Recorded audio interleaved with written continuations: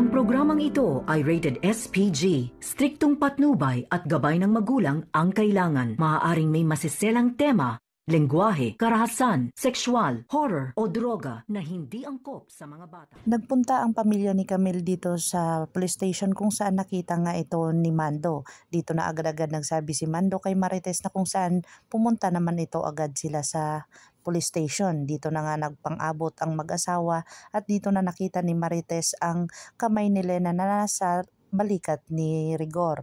Dito na nagtataka at nag-iisip itong si Marites kung ano ang kanilang ginagawa na kung saan pinabaling na lang ito ni Marites at pumunta sila sa loob agad-agad kasi andun na ang mama at papa ni Camille na kung saan talagang inireklamo nila si David dahil sinaktan ng kanilang anak.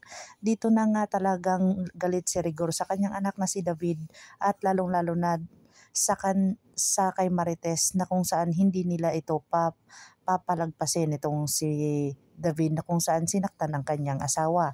At dito na nagkasagutan si Rigor at ang kanyang maging manugang na ama at ina ni Camila kung saan talagang kinampihan na naman ni Camila itong kanyang asawang si David. Agad-agad naman itong lumayas at hindi na nagpakita itong ama at ina ni Camille na kung saan napahiya ito sa police station na kung saan hindi sila kinampihan ni Camille at dito naman ito pumanig kay David. Dito na nga sinabi ni Rigor sa kanyang anak na si David na hindi pa tayo tapos at talagang galit na galit itong si Rigor. Dito na nakita nila at tinawag nila si Santino pero wala doon si Santino.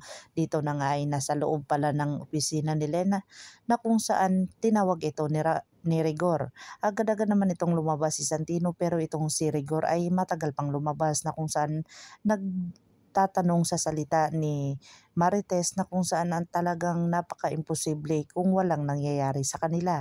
Dito na nga medyo kinakabahan itong si Marites dahil malakas ang loob niyang may tinatago itong si Rigor tungkol sa kay Lena. Dito na nga si Tanggol ay talagang pumunta doon sa kay Bubbles na kung saan kumain sila at nilibre pa ni Chip Espina. Dito na nga ay sinabihan siya ni Bubbles na ang lakas-lakas talaga niya kay Chip Espina kung saan nilibre pa sila ng pagkain. Pagkatapos nilang kumain ay talagang umalis na sila doon at hinarang sila ng grupo ni Bong.